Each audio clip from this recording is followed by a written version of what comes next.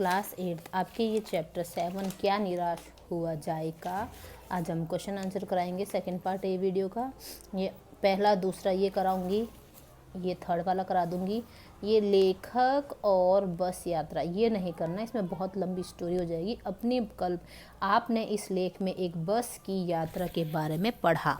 इससे पहले भी आप एक बस यात्रा के बारे में पढ़ चुके हैं, वो बस की यात्रा वाला चैप्टर। यदि दोनों बस यात्राओं के लेखक आपस में मिलते तो एक दूसरे को कौन कौन सी बातें बताते, अपनी कल्पना से उनकी बातचीत लिखे। यानी ये बहुत ज़्यादा लंबा कन्वर्सेशन हो जाएगा और वो आपस में एक दूसरे की क्या बातें। तो अगर उस चैप्टर का और इस चैप्टर का आपको कुछ लर्न रहता है, याद रहता है चैप्टर के इंटरनल क्या क्या बातें थी, तो आप उसको अपना खुद का कन्वर्सेशन बना के लिख सकते हो। ठीक है, चैप्टर को अच्छे से पढ़ने के बाद, दोनों चैप्टरों को अच्छे से पढ़ने के बाद आप इसको अच्छे से कर सकते हो। खुद अपने लैंग्वेज में लिखना है, ये पूरा एक चैप्टर की तरह बन जाएगा, इसलिए मैं इसका वीडियो नहीं बना रही हूँ। ये आपको खुद करना है, नहीं तो कोई ज़रूरत नहीं है करने की। ठीक है, तो अब ये है चैप्टर है।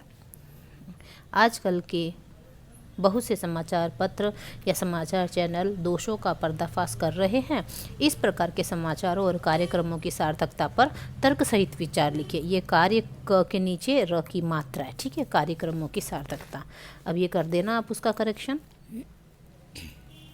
ये आपका ये है, पढ़ के बता रही हूँ, स्क्रीनशॉट करके काम कर लेना। आजकल बहुत से समाचार पत्र या चैनल दोषों का पर्दाफाश कर रहे हैं। ये क्वेश्चन सही है। इस प्रकार के कार्यक्रमों की सार्थकता तो है, किंतु इनके पीछे समाचार पत्र संपादक, रिपोर्टर या चैनल का उद्देश्य नेक हो।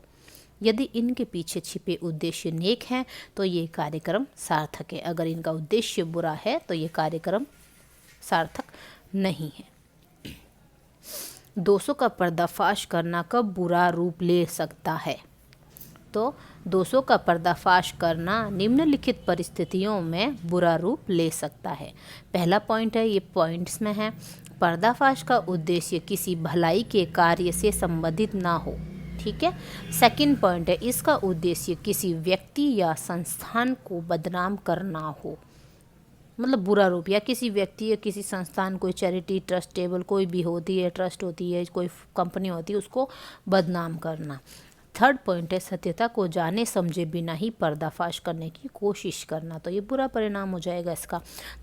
फोर्थ पॉइंट है, जब अपनी निजी वैमनस्यता का बदला लेने का उद्देश्य छिपा हो। निजी वैमनस्यता में आपसी दुश्मनी। ठीक है। फिफ्थ पॉइंट है, जब प्रसिद्धि पाने की आकांक्षा छिपी हो, यानी जब किसी को प्रसिद्धि पाने को, मतलब नेम फेम पाना हो कि भाई मुझे तो रातों रात फेमस होना, तो वो किसी को ऊपर ऐसे झूठा आरोप लगा देता है, तो वो भी बुरा रूप। अब कारण बताइए में एक क्वेश्चन है, निम्नलिखित के संभावित परिणाम क्या क्या हो सकते हैं, आपस में चर्चा कीजिए।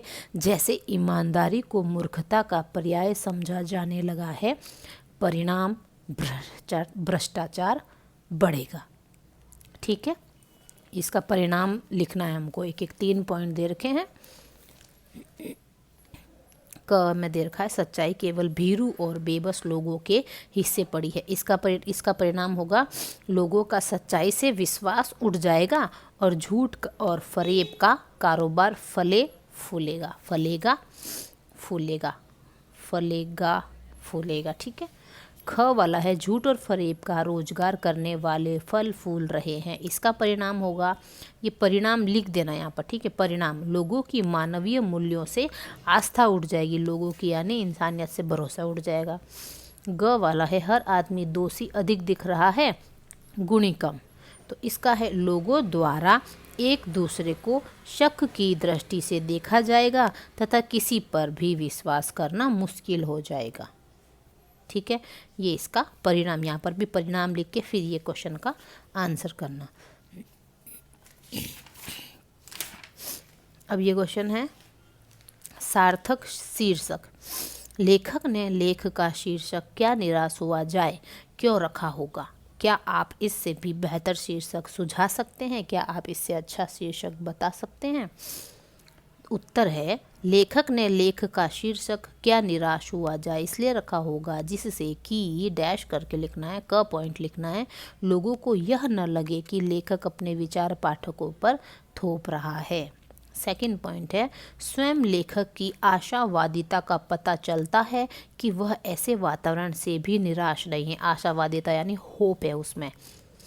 इस लेख का एक अन्य, अब यहाँ पर पूछा गया है क्या आप इससे भी बेहतर शीर्षक सुझा सकते हैं। शीर्षक मतलब होता है हेडिंग, पाठ का नाम। इस लेख का एक अन्य शीर्षक इस रात की भी सुबह होगी हो सकता है।